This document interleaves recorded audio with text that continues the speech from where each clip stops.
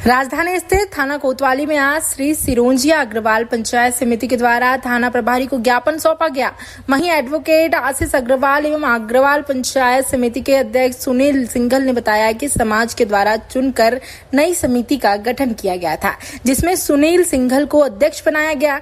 नई समिति का गठन होने के बावजूद भी पूर्व अध्यक्ष मनमोहन मंगल अपना पद छोड़ने का नाम ही नहीं ले रहे थे, जिसके चलते उन्होंने पंचायत भवन में अपना कब्जा कर लिया और दुरुपयोग कर रहे हैं, जबकि समाज के सारे कार्य इस पंचायत भवन में किए जाते हैं। वहीं उन्होंने थाना प्रभारी से मांग की है कि जल्द से जल्द पंचायत भवन पर कब्जा दिलाया जाए एवं पूर्व अध्यक्ष पर उचित कार्रवाई की जाए। अभी विगत 2 वर्षों से कुछ अनियमितताएं हुई, जिनको लेकर मेरे द्वारा आपत्ति ली गई, जिसको लेकर मैंने माननीय असिस्टेंट रजिस्ट्रार को भी दिया, रजिस्ट्रार महोदय के यहाँ भी पत्र दिया कि नियमानुसार इसमें चुनाव हो, परंतु उसको नकारते हुए मनमोहन मंगल द्वारा जो मनमानी की गई उसको लेकर मेरे द्वारा पत्राचार किया गया, परंतु उसको नज़रअंदाज करते हुए उन्होंने उठा के न्यायालय में एक दावा लगा दिया, जिसमें भी मुझे पक्षकार नहीं बनाया, जबकि सबसे पहला आवेदन मेरा था।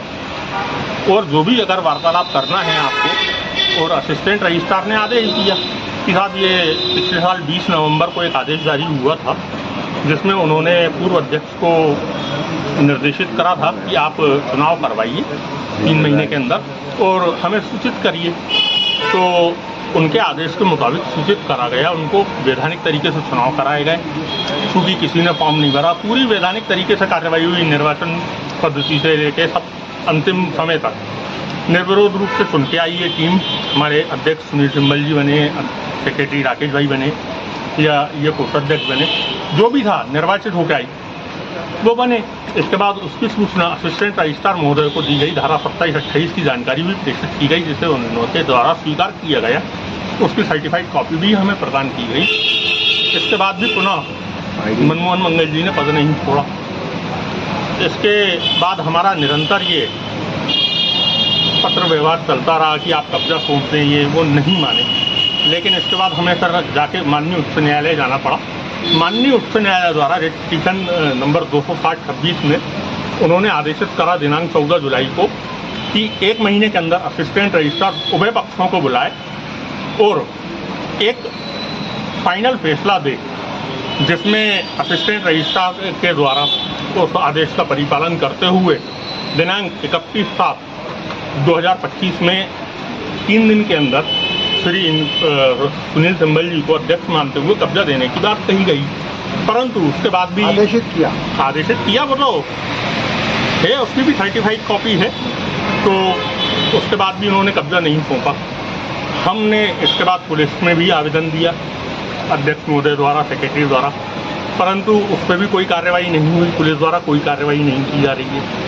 इसके बाद उल्टा हम पे ही पक्षकार पे, हमारे अध्यक्ष पे और सेक्रेटरी पे 107/16 की कार्रवाई, जिसे अब 129 में ले आए हैं BNS में, वो कार्रवाई की गई, जिसका अभी नोटिस आज ही प्राप्त हुआ है। 18 तारीख को जाना है ASP महोदय के समक्ष। और हमने आज पर पुनः एक आवेदन दिया कि ये इसके बाद भी पद नहीं छोड़ रहा है, वो तो एक अलग बात है। आप जो कंप्लेंट आप बांट रहे हो, समाज का, पंचायत का जो नाम इस्तेमाल कर रहा है, उसका आपको कोई राइट नहीं है। लिखित आदेश है कि इनको कब्जा सौंपा जाए। हम उस विषय को लेके आए थे कि इस विषय पर तत्काल PI महोदय को कार्रवाई करना चाहिए, परंतु PI महोदय द्वारा कोई कार्रवाई नहीं की गई। तो जब रजिस्ट्रार और शासन का आदेश है तो पूर्व समिति को पद त्याग करना चाहिए और हमको कार्यभार सौंपना चाहिए। और हमारी आपत्ति है कि पंचायत समिति के नाम से आज भी वो लोग काम कर रहे हैं, जो कि वैधानिक नहीं, अवैधानिक है। चूँकि निर्वाचित समिति होने के बाद कोई अन्य व्यक्ति पंचायत समिति का नाम का दुरुपयोग करे, उस संबंध में भी हमने आवेदन दिया है। पंचायत समिति के नाम से किसी अन्य व्यक्ति को कार्य करने का अधिकार नहीं, उस पर उचित कानूनी कार्रवाई होना चाहिए। तो कार्रवाई की मांग आप कर रहे हैं, इसके अलावा क्या पंचायत भवन को लेकर भी आप लोगों की मांग है? पंचायत भवन को लेकर हमारी मांग है कि हमारे समाज के सारे लोग वहाँ पर जाएंगे और पुलिस हमें उचित सुरक्षा व्यवस्था दे, ताकि कोई असामाजिक तत्व हमारे ऊपर हमला न करे, हमारे कार्य में व्यवधान न करे। चूँकि वो भवन समाज का है और समाज की संपत्ति है और समाज का ही अधिकार होना चाहिए। जो निर्वाचित समिति, उसका अधिकार नियम है। अगर पुलिस कार्रवाई नहीं करती तो आगे क्या करने का प्लान? आगे वरिष्ठ अधिकारियों से और शासन के अन्य पक्षों से हम बात करेंगे कि किस प्रकार इस तरह से उच्च न्यायालय का, चूँकि हमारे पास आदेश भी है, तो हम उच्च न्यायालय में भी बात